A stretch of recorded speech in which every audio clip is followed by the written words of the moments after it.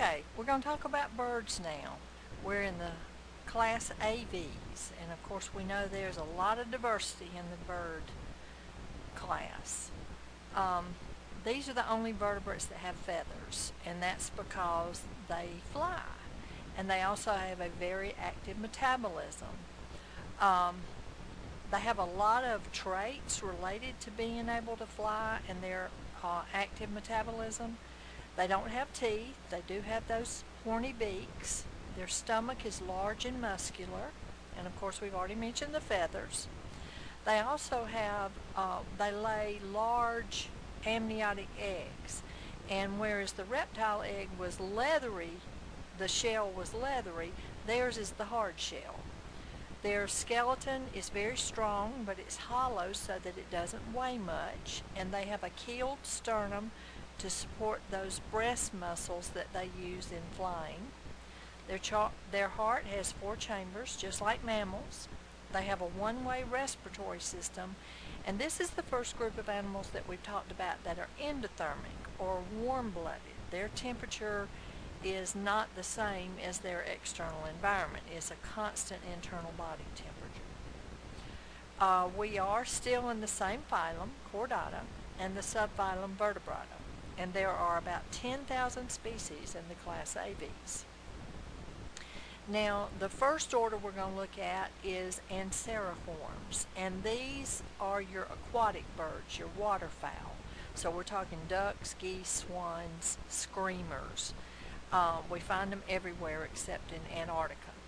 They are very strong flyers and strong swimmers. And you can see there in the middle picture their 3-toed webbed feet, which helps with their swimming. And their necks are long and their bills are flattened.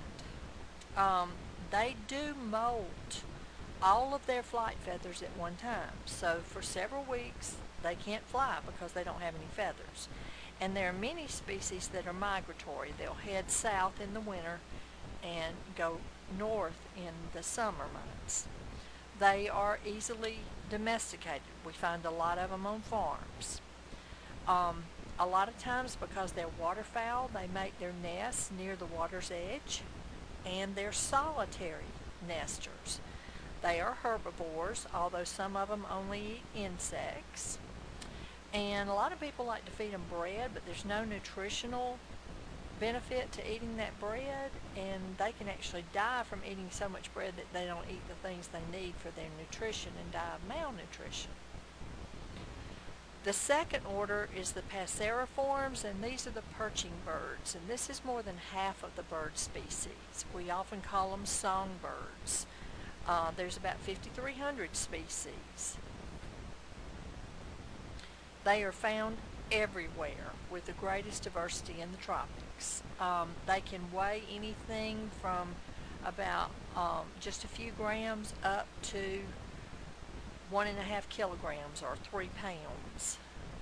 They're the most colorful of all the birds, and there's just a lot of diversity here, but they have been studied a lot by biologists because they are so colorful and they are so small, and they also sing.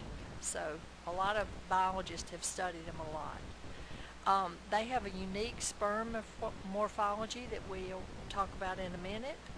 They also have a distinctive morphology in their bony palate. Their toes are oriented so that 3 toes face forward and 1 faces backwards. And they have a forewing and a hind wing. Their nesting habits are very diverse, and these are the ones that will display their plumage and their colors when they're courting or trying to attract a mate. Oftentimes they have very long tail feathers which they display, and some groups even have these wattles on their neck that can be fleshy colored or bright blue or even red or yellow. They usually build their nest out of sticks and grass, and they migrate from the Arctic to the tropics. There's a lot of parental care here, and they are very elaborate singers. But there are some of these passerine birds that are poisonous to touch, so some indigenous peoples are aware of this, so they avoid them. And these are just some examples of the passerines. Bird of paradise with its beautiful plumage. Then we have the order Falconiformes, which are our birds of prey. They are medium size. Owls are nocturnal birds of prey, and the Falconiformes are diurnal birds of prey, or they're active during the daytime. These are all carnivores, and you can tell that because they've got those powerful curved talons, and they have an opposable hind toe, like you saw in the passerines. Their beak is curved for tearing flesh, and their eyesight is very, very good. They don't all eat animals. Vultures are scavengers, and they eat the dead and diseased things. They're found everywhere except Antarctica, and they can vary in length. Those that are day raptors or diurnal can be anywhere from about 11 inches like the sparrowhawks all the way up to the South American harpy eagle that has a wingspan of 10 feet. And we often refer to these birds as raptors. And these are just some representative species of aves. You see different birds there. And you should be able to tell by their feet and their bills whether or not they're water birds or perching birds or birds of prey.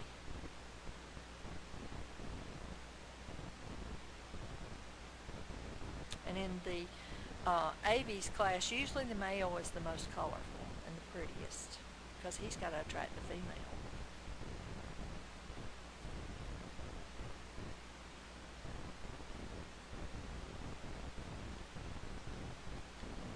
Little hummingbird.